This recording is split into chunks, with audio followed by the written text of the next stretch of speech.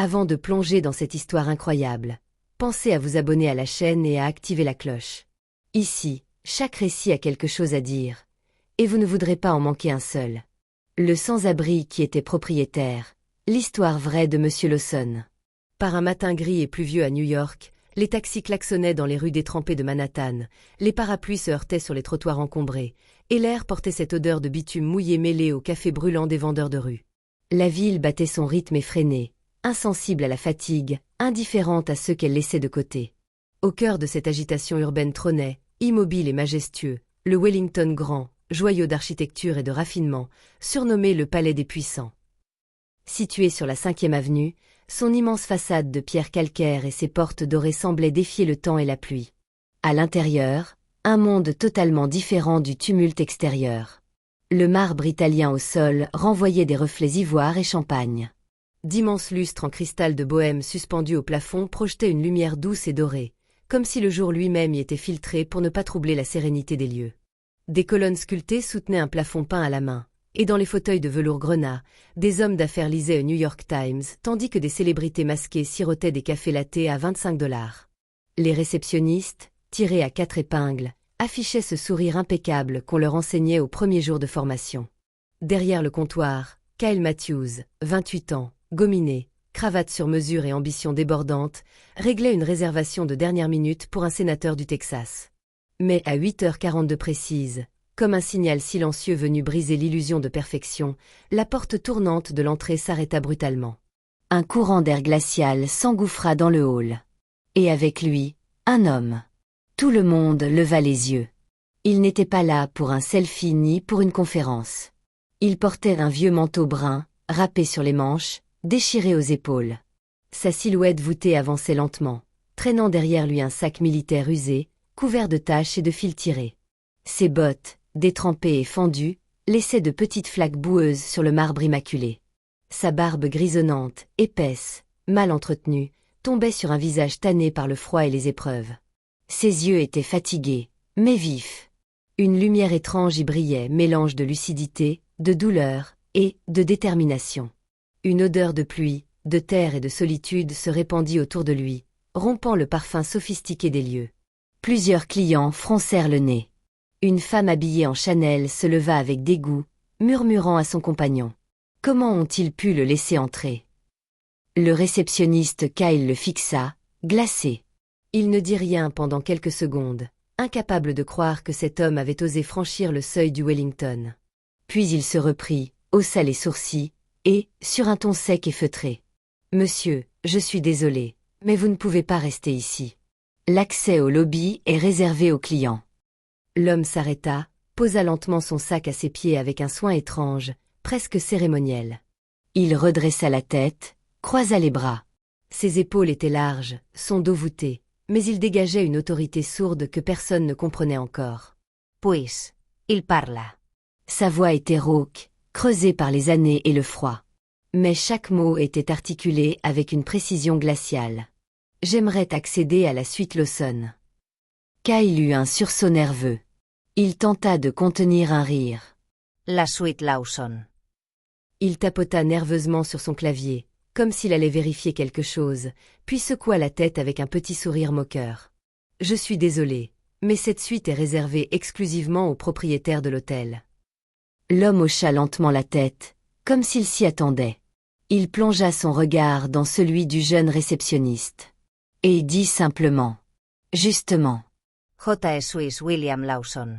Et j'aimerais voir ma propriété. » Le silence tomba brutalement autour du comptoir, comme si l'air lui-même s'était figé. Le claquement discret d'une tasse contre une soucoupe résonna dans le lobby, suivi du grésillement lointain d'un néon au plafond. Tous les regards s'étaient tournés vers cet homme, cet inconnu au manteau râpé, aux bottes fatiguées, au regard inébranlable. Puis, des rictus. Des sourires incrédules. Et soudain, des éclats de rire nerveux traversèrent la pièce. Un jeune homme blond, en jogging de marque et lunettes de soleil ridiculement larges malgré le ciel gris dehors, étouffa un rire bruyant depuis un fauteuil design non loin du comptoir. Son iPhone dernier cri à la main, il filma discrètement la scène, houmant sur l'homme en haillons. « Yo! Regardez ça, les gars, c'est incroyable !» chuchota-t-il en parlant à sa caméra. Il se redressa, s'adressa à ses 2 millions d'abonnés d'un ton théâtral. Un sans-abri vient de dire qu'il est le propriétaire du Wellington Grand. Ce n'est pas une blague. Le proprio du palace, apparemment. C'est la fin du monde. Puis, entre deux rires, il ajouta. Peut-être qu'il a confondu avec un refuge pour SDF. Le rire de Trevor Banks, influenceur à la célébrité numérique fragile, fit rapidement tache d'huile dans la salle. Des clients dans le hall se tournèrent vers la scène. Quelques téléphones se levèrent discrètement. L'humiliation, silencieuse mais virale, commençait à se propager. Kyle, le réceptionniste, maintenant un sourire mi-gêné mi-méprisant, fit un petit signe de la main aux gardes de sécurité postés près de l'ascenseur. 2 hommes en costume noir, visiblement formés et bien bâtis, s'approchèrent calmement mais avec fermeté. Leur posture ne laissait aucun doute sur leur intention. Éjecter l'intrus sans provoquer de tumulte. Kyle, en soupirant, leur dit d'un ton mécanique. Emmenez-le dehors. Avec douceur, mais fermement. L'un des agents posa une main sur l'épaule de l'homme. Mais au moment où le second s'apprêtait à l'attraper par le bras, William Lawson leva la main. Lentement. Calme. Solide comme un chêne enraciné. Il s'accroupit sans brusquerie et ouvrit son sac militaire râpé. Les coutures grincèrent. Son geste avait cette lenteur maîtrisée de ceux qui savent que le temps peut être un allié. Il en sortit un dossier plastifié, légèrement gondolé par l'humidité. Il le posa sur le comptoir devant Kyle avec une précision presque cérémonielle. « Je vous conseille de lire ça », dit-il d'une voix toujours rauque, mais d'un calme implacable. Kyle, d'abord perplexe, ouvrit le dossier à contre-cœur. Son regard balaya rapidement les premières pages, puis ralentit. Ses sourcils se froncèrent. À l'intérieur, des documents impeccables. L'acte de propriété de l'hôtel Wellington Grand, daté de 1993, avec un nom en lettres capitales, William H. Lawson. Les statuts originaux de la Lawson Corporation, mentionnant sa participation majoritaire. Des photos couleur de lui, plus jeune, en costume sombre, coupant le ruban rouge lors de l'inauguration, entouré de figures politiques et de la presse. Et, en dernier, une lettre officielle, en tête dorée du cabinet juridique Langston et Pearce LLP, convoquant William H. Lawson à une réunion du conseil d'administration, ce jour même, à 10 heures, dans la salle d'affaires privée de l'hôtel. Le brouhaha se figea d'un coup. Les téléphones se baissèrent. Le rire de Trevor Banks s'étrangla dans sa gorge. Un serveur fit tomber une cuillère. Même les gardes de sécurité échangèrent un regard incertain, leurs mains s'éloignant doucement de l'homme. Le silence, cette fois, était différent. Il pesait. Il oppressait. Kyle, blême, recula d'un pas, comme s'il avait touché quelque chose de brûlant. Je vais appeler le directeur, tout de suite. Il tapa un code sur son combiné et murmura quelques mots. Moins d'une minute plus tard, un bruit précipité résonna sur le marbre. Des pas nerveux, précipités, venant de l'escalier en colimaçon de l'étage supérieur. C'était Martin Grave, le directeur général du Wellington Grand. Costume 3 pièces bleu nuit, cheveux gominés, l'allure d'un PDG de Wall Street et le regard d'un homme qui déteste les surprises. En descendant, il fronçait déjà les sourcils. « Que se passe-t-il, Kyle ? Vous m'avez dit que... » Mais il s'interrompit en apercevant l'homme en face de lui. Ses yeux s'écarquillèrent. William N. Bougeapas. Il regarda Martin droit dans les yeux. Il n'avait plus besoin de parler. Tout était dans les documents. Martin s'approcha du comptoir, les mains un peu tremblantes. Il prit le dossier. Feuilleta. Lentement. Puis plus vite. Puis à nouveau lentement. Ses mains pâlirent. Il tourna une page. Puis une autre. Puis il tomba sur une photo. Celle de l'inauguration de 1993. Un homme souriant, en costume sombre, tenant un ruban rouge, entouré d'hommes puissants. C'était lui. Plus jeune. Plus mince. Mais sans aucun doute, c'était William Lawson. Martin recula d'un pas, comme s'il avait vu un fantôme. Il murmura, à peine audible. « Mon Dieu! C'est vraiment lui !» William Lawson n'était pas toujours cet homme au manteau usé et au sac râpé qu'on prenait pour un sans-abri. Il avait été, autrefois, l'un des entrepreneurs les plus respectés et admirés de New York. Une figure emblématique du rêve américain, forgé à force de travail, de persévérance et de courage. Né dans un modeste appartement du Bronx, William avait grandi dans un environnement difficile.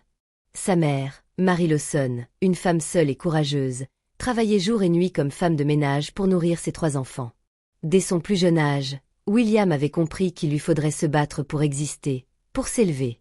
À 17 ans, armé d'un vieux balai, de quelques produits de nettoyage et de la volonté de ne jamais abandonner, il monta sa première entreprise. Une société de nettoyage qu'il fit grandir, quartier après quartier, jusqu'à devenir une PME florissante. Mais ce n'était que le début. À 33 ans, avec une ambition décuplée et un sens aiguisé des affaires, William décida d'investir dans l'immobilier de luxe. Il rêvait d'offrir à New York un symbole de raffinement accessible, un lieu où l'élégance se mêlerait à l'humanité. C'est ainsi qu'est né le Wellington Grand, son projet phare, un hôtel somptueux devenu rapidement un joyau de Manhattan. William était fier de ce qu'il avait bâti. Un hôtel qui portait non seulement son nom, mais aussi ses valeurs, respect, dignité, inclusion. Mais, en 2012, la vie lui infligea le coup le plus dur.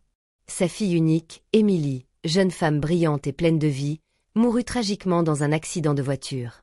Ce fut comme si le sol s'était dérobé sous ses pieds. Le chagrin le dévora. Il quitta brusquement le monde des affaires, laissant ses responsabilités à une fondation caritative créée en mémoire d'Emily, dédiée à aider les familles en difficulté, aux sans-abri et aux jeunes entrepreneurs défavorisés. Il disparut alors des radars médiatiques. Mais ce n'était pas une fuite, ni une retraite. C'était une quête. Pendant des années, William voyagea à travers les États-Unis, à pied, souvent sans argent, dormant dans des refuges pour sans-abri, partageant leur pain, leurs histoires, leurs souffrances. Il voulait redécouvrir une vie simple, loin des dorures et des faux-semblants. Il voulait comprendre ceux que la société oubliait. C'était un homme changé, transformé par la douleur et la compassion. Mais ce jour-là, ce matin de pluie à New York, il était revenu au Wellington Grand. Non pas pour réclamer son héritage, ni pour se réinstaller dans le luxe, mais pour observer. Pour voir comment, derrière les portes dorées et les sourires polis, on traitait ceux qui, comme lui autrefois, n'avaient rien. L'hôtel portait son nom. Il devait être un refuge, un symbole d'humanité, de respect. Ce qu'il avait vu jusqu'à présent, cependant, l'avait profondément déçu. Des regards méprisants, des portes presque fermées au nez de certains, des murmures moqueurs, des gardes prêts à expulser sans un mot. Tout cela, à l'endroit même qui était censé incarner ses valeurs, laissait un goût amer dans sa gorge. William savait qu'il ne pouvait plus rester silencieux. Il était temps de faire entendre sa voix, de rappeler au Wellington Grand ce qu'il devait être. Et à ceux qui l'avaient oublié, il allait montrer que le vrai pouvoir ne résidait pas dans l'or ni le marbre, mais dans le respect de chaque être humain.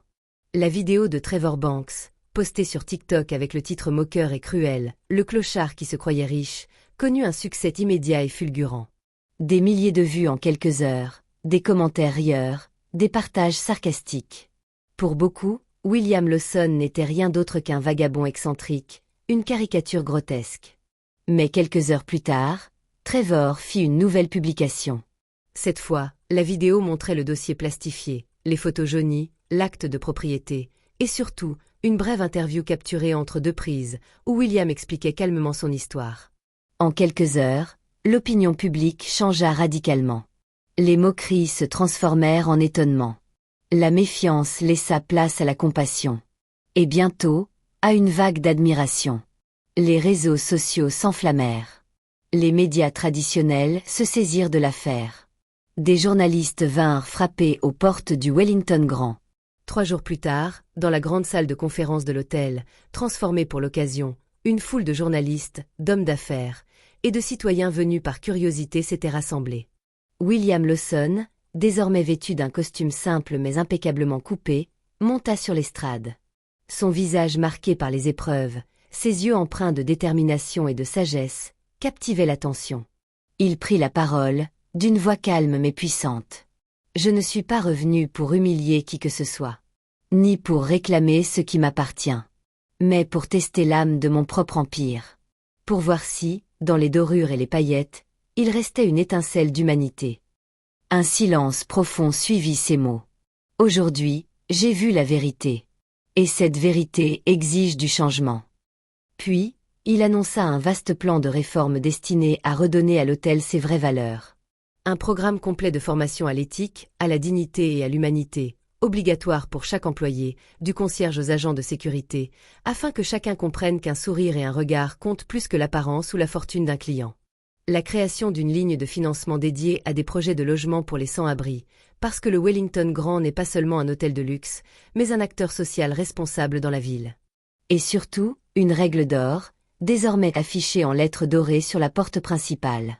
Chaque client mérite respect, peu importe son apparence. Le changement fut rapide et sans concession. Kyle, le réceptionniste moqueur, fut licencié. Le directeur général, Martin Grave, homme rigide et froid, fut remplacé par une femme exceptionnelle, Angela Monroe. Angela n'était pas une figure issue du monde feutré des hôtels de luxe. Elle venait des quartiers défavorisés de Brooklyn, avait elle-même vécu dans la précarité, et avait passé les 10 dernières années à diriger un centre d'accueil pour sans-abri. Sa nomination fut un symbole fort. Quant à William, il choisit de ne pas revenir dans la suite luxueuse qui portait son nom. Au contraire, il décida de s'installer dans une petite chambre au dernier étage, un modeste refuge utilisé parfois par les employés de nuit. Loin des salons dorés, il retrouvait la simplicité qu'il avait toujours chérie.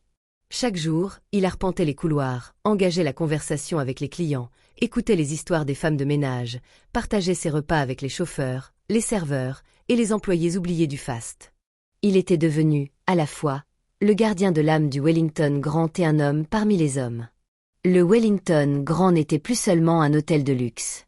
Il était devenu un symbole vivant, un exemple d'humanité et de respect. Et dans un coin du hall, une plaque en bronze fut installée, gravée d'une inscription qui fit rapidement le tour de la ville. À ceux qu'on regarde sans voir. À ceux qu'on juge trop vite. Le vrai luxe, c'est l'humanité. William Lawson.